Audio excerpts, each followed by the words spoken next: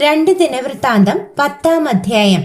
രെഹബെയാമിനെ രാജാവാക്കേണ്ടതിന് Israel എല്ലാം ഷേഖേമിൽ വന്നിരുന്നത് കൊണ്ട് അവനും ഷേഖേമിൽ ചെന്നു.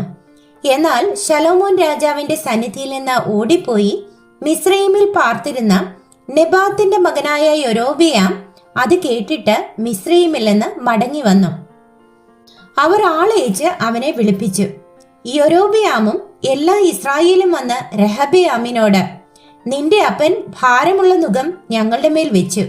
ആകയാൽ നിന്റെ അപ്പന്റെ കഠിനവേലയും അവൻ ഞങ്ങളുടെ മേൽ വെച്ചിരിക്കുന്ന ഭാരമുള്ള നുകവും നീ ഭാരം കുറച്ചു തരേണം, എന്നാൽ ഞങ്ങൾ നിന്നെ സേവിക്കാം എന്ന് പറഞ്ഞു.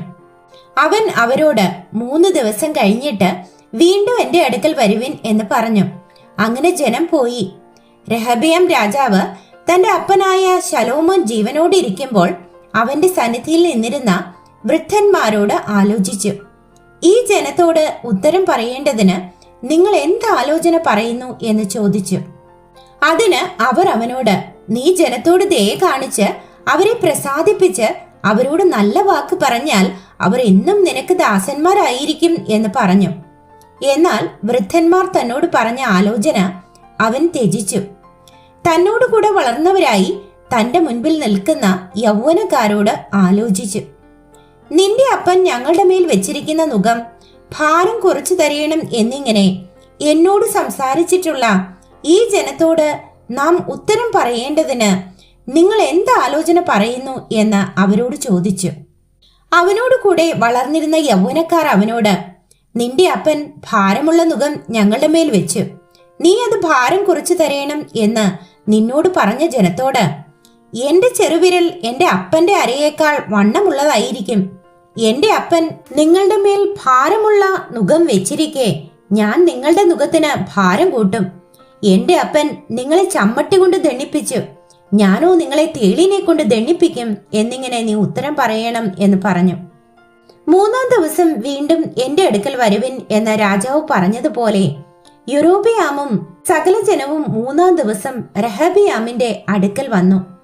എന്നാൽ രാജാവ് അവരോട് കഠിനമായിട്ട് ഉത്തരം പറഞ്ഞു.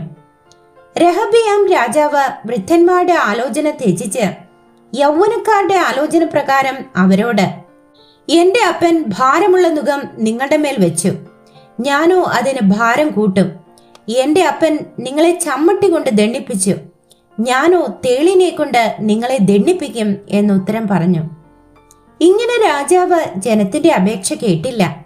യഹോവ ശീലോന്യനായ അഹീയ മുഖാന്തരം നെബാത്തിന്റെ മകനായ യൊരോബെയാമിനോട് അരുളി ചെയ്ത വചനം നിവൃത്തിയാകേണ്ടതിന് ഈ കാര്യം ദൈവഹിതത്താൽ സംഭവിച്ചു. രാജാവ് തങ്ങളുടെ അപേക്ഷ കേൾക്കിയില്ല എന്ന് എല്ലാ ഇസ്രായേലും കണ്ടപ്പോൾ ജനം രാജാവിനോട്, ദാവീദിങ്കൽ ഞങ്ങൾക്ക് എന്ത് ഓഹരിയുള്ളൂ? ഇശ്ശായിയുടെ പുത്രങ്കൽ ഞങ്ങൾക്ക് അവകാശമില്ലല്ലോ. ഇസ്രായേലേ, ഓരോരുത്തൻ താന്താന്റെ കൂടാരത്തിലേക്ക് പൊയ്ക്കൊള്ളുവിൻ. ദാവീദേ, നിന്റെ ഗൃഹം നോക്കിക്കൊള്ളുക എന്ന് ഉത്തരം പറഞ്ഞു. ഇസ്രായേൽ ഒക്കെയും തങ്ങളുടെ കൂടാരങ്ങളിലേക്ക് പോയി.